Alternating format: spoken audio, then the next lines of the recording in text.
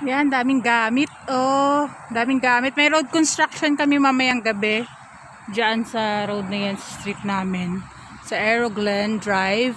So, ayan, ang daming gamit. Dami nilang mga trucks, mga ano ba tawag dyan. Ewan ko dyan. Sa construction yung asawa ko, pero hindi ko kilala yan. Sabi niya kanina, pupunta kami ng Red Lunch para mag-shopping, mag-grocery. Sabi niya, nadaanan namin itong mga to. Sabi niya, that used to be one of my toys back then. Nung nagtatrabaho pa daw siya. Ano daw yan? Yan, lahat yan, na-operate niya na yan. Kasi plant operator siya sa Boral. Boral, o other ng Boral ito. Boral is Australia-wide na construction firm. So, lahat yan na si plant operator siya. Lahat yan na alam niya yan. Na-operate niya na. Sabi niya, tawag niya nga dyan, one of his toys. So, mga toys daw niya yan. Yan siya. Yan lahat. Ayun pati yun. Yung nagdadala din ng mga mga gamit.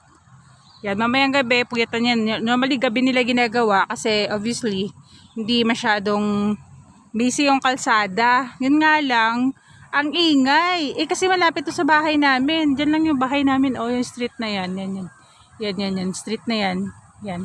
Bahay na namin after ng Bungari. Kasi vet clinic after dyan. Bahay na namin. So, sobrang lapit lang.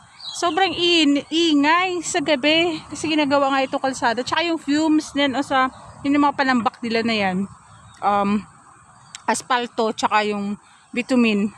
So, sobrang ingay lang paggabi. Pero wala eh. That's part ng pag-unlad ng isang bansa. Ang road construction. Yun lang. Yun. Dati, pinapakita ko lang yung used to be one of Mark's toys nung able pa siya, nung nagtatrabaho pa siya.